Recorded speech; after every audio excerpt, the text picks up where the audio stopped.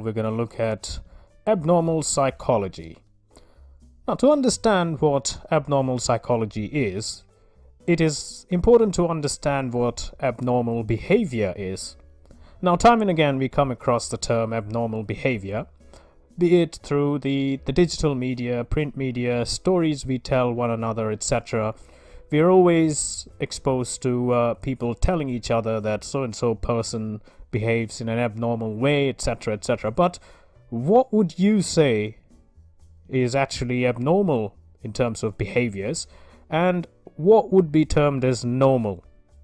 Now, socially, abnormal behavior can be gauged through various lenses, which may or may not be appropriate. Now, for example, a person not adhering to certain social norms set by the society or a group of people can actually be considered to be abnormal by the majority. Let me give you an example. Now, if you imagine a person walking around the street wearing a chicken costume, you'd think of that person as abnormal. But if the same person is wearing that same chicken costume in a child's birthday party or in a football match, then that person might probably not be considered to be abnormal. Now, if you just gauge what I meant by abnormal personality through the lens of the society, it's complicated. It's not as straightforward as just gauging a person to be normal or abnormal. So essentially, a change of perspective will change what normal and abnormal are.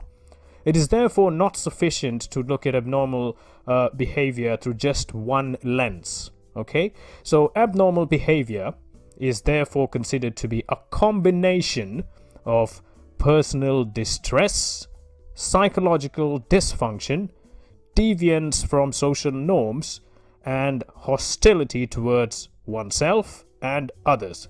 So it is a combination of all of these various lenses that constitutes abnormal behavior. Okay, now this leads us to defining abnormal psychology. Abnormal psychology is the scientific study of abnormal behavior. The intent of studying abnormal psychology is to be able to predict, explain, diagnose, and identify the causes of, and also treat abnormal behavior. Now, an interesting perspective on abnormal behavior was suggested by Rosenham and Seligman. Now, by their definition, a person is considered to be abnormal if they're unable to cope with the demands of everyday life. So everyday situations, there would be people who are unable to cope with them, okay?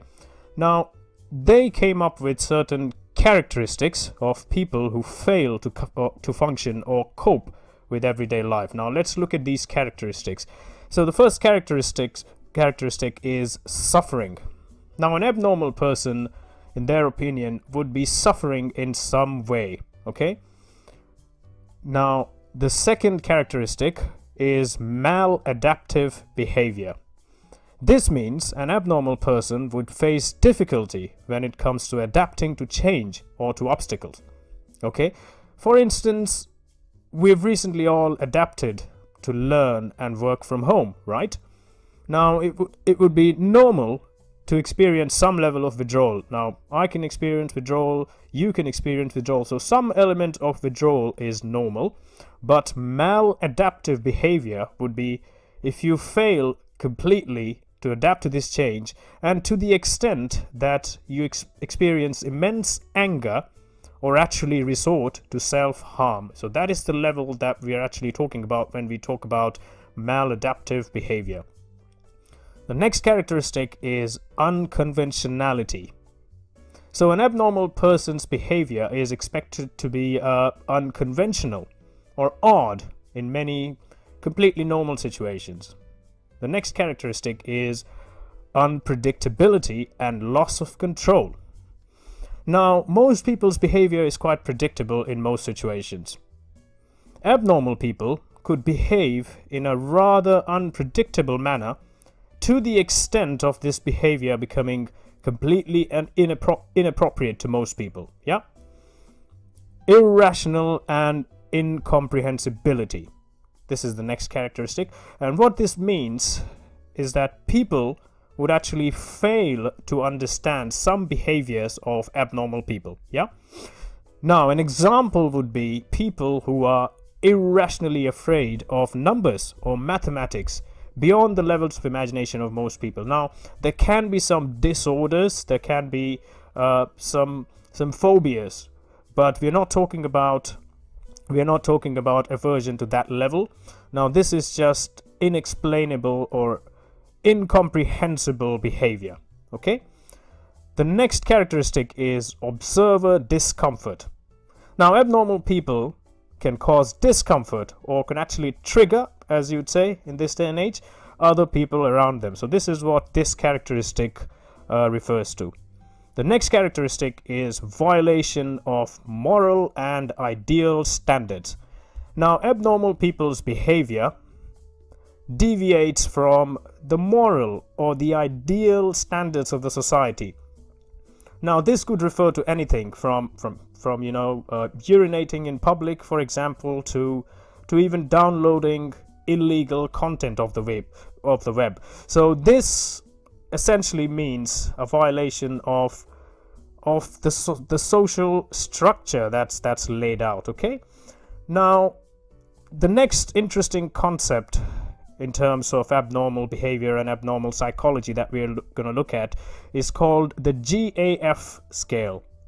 Now, clinically, it's important to understand that if a person is abnormal, to what level clinically is that extent of abnormality, because what we're looking to achieve from studying abnormal behavior is to actually diagnose abnormal behavior and then to treat it.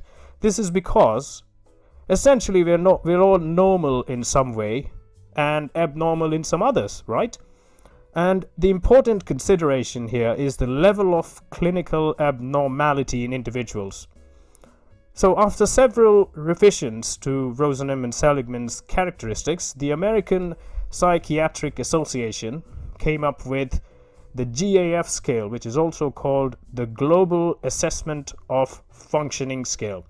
So this essentially is a scale which helps mental health providers understand the extent to which a person can cope with normal life, or to the extent to which a person can essentially function normally.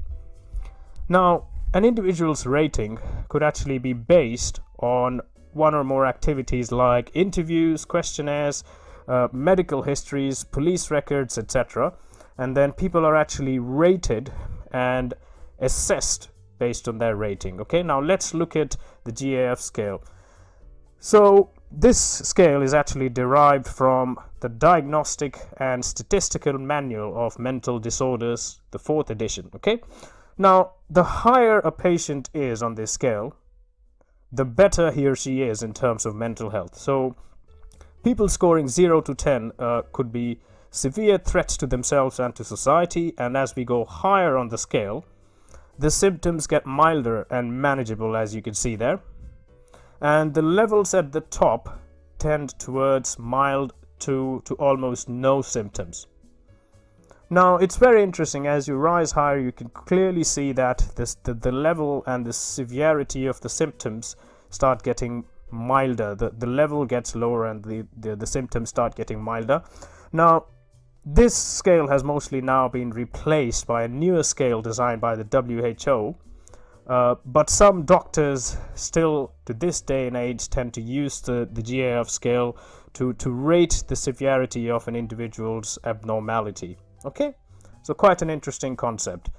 Now, speaking of interesting concepts, another interesting perspective on abnormal behavior was provided by Mary Yehuda.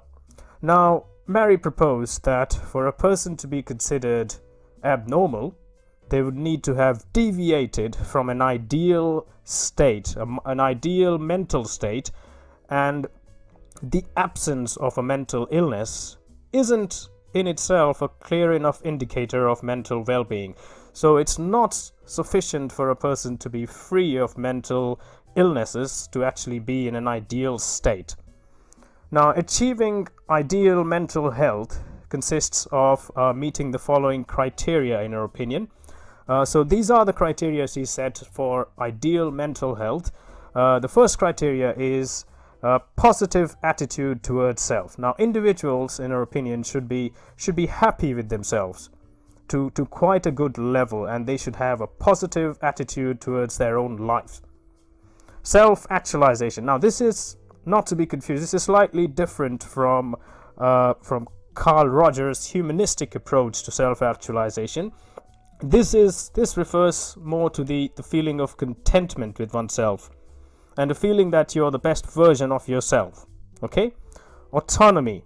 Now, just as the word implies, this directs towards the feeling of independence and to not depend too heavily on other people for survival. So the ideal, a person with an ideal mental health is independent to some extent. Okay? Resistance to stress. Now, this directs towards the capacity to handle everyday stressful situations competently.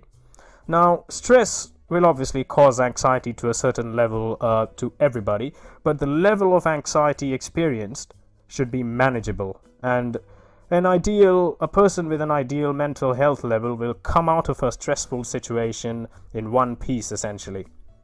Environmental mastery. Now, this refers to adapting to a new situation and new environments. For instance, a person with ideal mental health will be equipped to adapt to any sort of a changing circumstance, like a change of a job or a relocation to a new city, etc. And there will not be any level of emotional trauma when it comes to environmental adaptation. Okay? The next element is accurately perceiving reality. Now, this refers to a person's perception to seeing the world around him or her. Now, a person's perception of seeing the world around should be the same or similar to most other people around them in society. So that is this very important factor. Now, okay, so these were some of the criteria that Mary elaborated in terms of reaching that ideal mental health. Now, if we look at a completely different perspective on abnormal behavior, this was provided by R.D. Laing. So Laing, interestingly enough, completely disagreed with the approach of treating abnormalities like biological phenomena. He actually proposed that society ruthlessly subjects people into situations wherein they just cannot conform to any standards. Interesting. And abnormal behavior and mental illness are ways people actually use to free themselves, are actually mechanisms that people use to free themselves from such unbearable circumstances. So basically, it is the result of the unbalance in the system or the society itself. Okay, so he believed that no such thing as a biological phenomenon exists. He didn't actually deny the existence of mental illnesses completely, but actually saw it from a completely different lens than most others. He stated that abnormalities could be like transformative journeys, and then with the right approach, people going through them could return back wiser and actually become better people. They could actually become ideal members of the society, better than you or me. Okay, so these are some really interesting perspectives on abnormal behavior. What is your opinion on this very interesting topic? What are your observations on this? Do you believe that abnormal behavior is a societal problem? Do you think that most people who are actually considered to be or deemed abnormal are actually normal people going through a journey of self-discovery or enlightenment?